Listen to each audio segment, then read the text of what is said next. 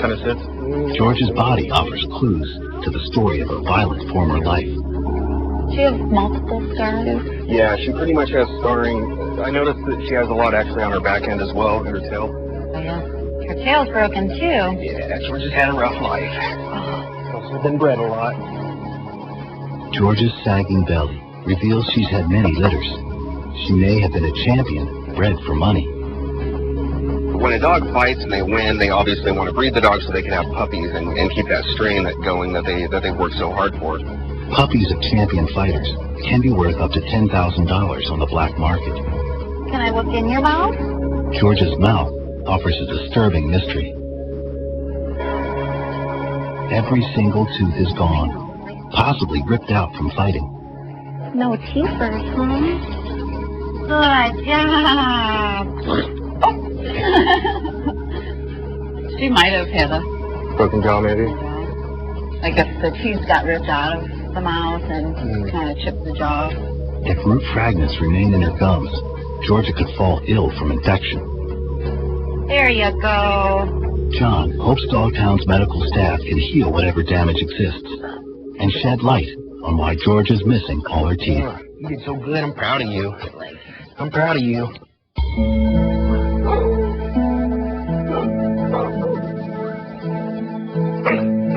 Shy and shut down, Cherry shows signs he may have been a bait dog. A weak opponent matched against champion fighters in practice fights to increase their confidence. Dog care manager Michelle Besman will tailor a training program for Cherry to bring him out of his shell. She hopes one day he'll live happily with an adoptive family. We'd like to see everyone get into a home, so what is it we need to do to help each dog get into a home? For Cherry, to begin with, it's just basic socialization. Michelle and John decide to bring Cherry inside where it's quiet, so Michelle can start to build a relationship with him. Do you want to have some inside time? Come on, Cherry. Cherry's too scared to even walk on a leash. And he's the only one right now not really walking on leash? Yeah, so far. Since he was rescued, caregivers have been forced to carry him everywhere. Well, maybe he'll walk if we just set him right outside the run. Cherry's first task for today? Walk inside on leash. A huge challenge for a dog who seems so terrified of people. Come on, Cherry. He was pretty scared when he first arrived. He really would just flatten.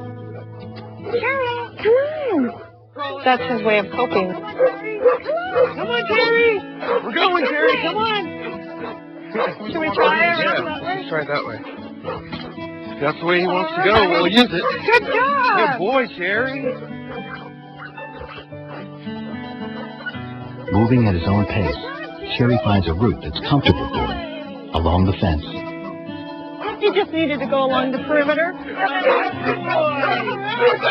For today, Michelle has a modest goal for Cherry, that he allows Michelle to simply be with him. I'll spend some time sitting with him, just to get him used to a person being in with him. Even though it doesn't look like he's doing a lot, he did sniff my jacket that I'm sitting on, he sniffed my leg. So that's all very positive. We want to introduce new experiences to him. He might not be comfortable with it, but you can tell he's starting to realize, that's not so bad. And you take that and you build on it. We're okay. But Cherry has a long way to go. Michelle must find a way to break through his shyness, or he could face a future alone.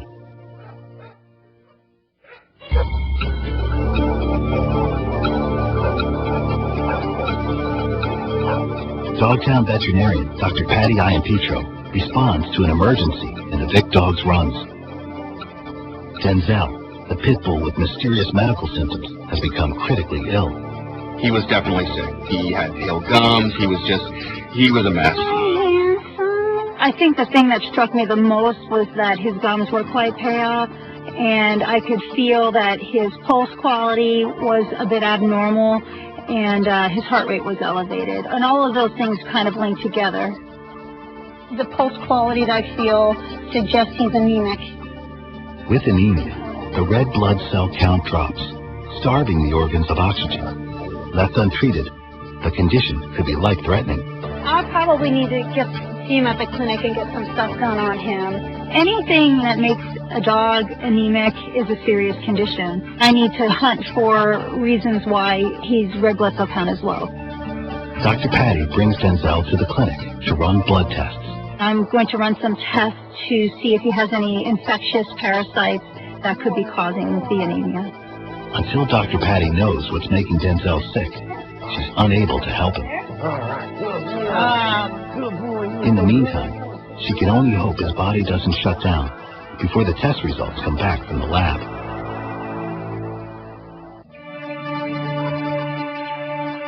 After just 1 week at Dogtown, the 22 pit bulls rescued from Michael Vick's property are already taking their first steps toward rehabilitation. Accustomed to an environment where violence and neglect were all too common, now they must learn to socialize with people and other dogs. If these pit bulls are ever to be adopted, Dogtown must transform virtually every aspect of their behavior. Right now, we're really assessing their behavior and getting to know them. A team of 5 full-time caregivers carefully introduces the dogs to a life with new routines and boundaries. Cupid, are you ready? Good boy. It appears to the staff that most have never walked on a leash, been groomed, or even experienced affection. Good boy. To work with dogs who potentially are dog aggressive can be quite challenging. Fighting dogs are conditioned to attack other dogs, so the danger of a fight always looms. The team never allows the dogs to cross paths, especially when moving them from outside pens to inside kennels.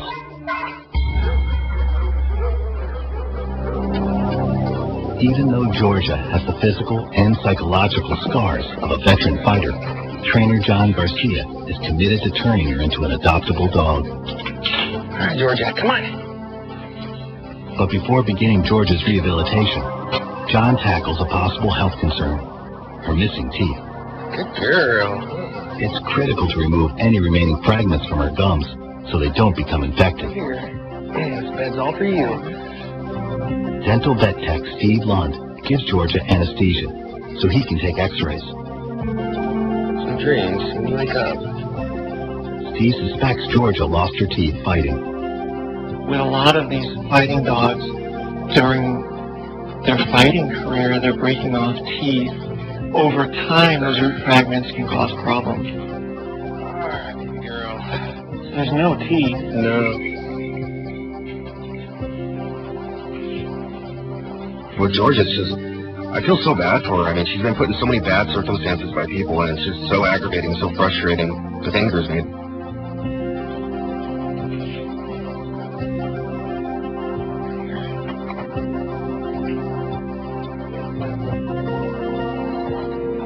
No root fragments? Oh, that's good. No root fragments? No root fragments. So she is clean. The x-rays offer a sinister explanation. Yeah, with no teeth, though, they can actually breed her, so that's probably why they did it. They indicate that Georgia's teeth were purposely pulled, possibly so she could be forcibly bred without injuring the male dog. In the world of dogfighting, owners sometimes take other extreme measures to breed champions. In the evidence gathered at Bad News Kennels, there was a breeding stand, sometimes called a rape rack, a contraption that restrains the female dog to ensure breeding takes place. No one knows for certain how Georgia was bred, but her teeth were removed so cleanly, John believes it could only be the work of a professional veterinarian.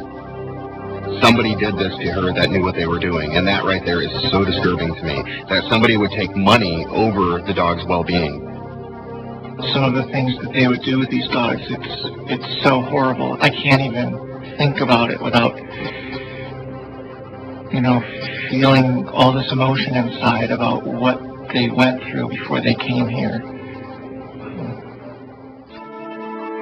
Now that George has received a clean bill of health, John can begin the difficult work of rehabilitation.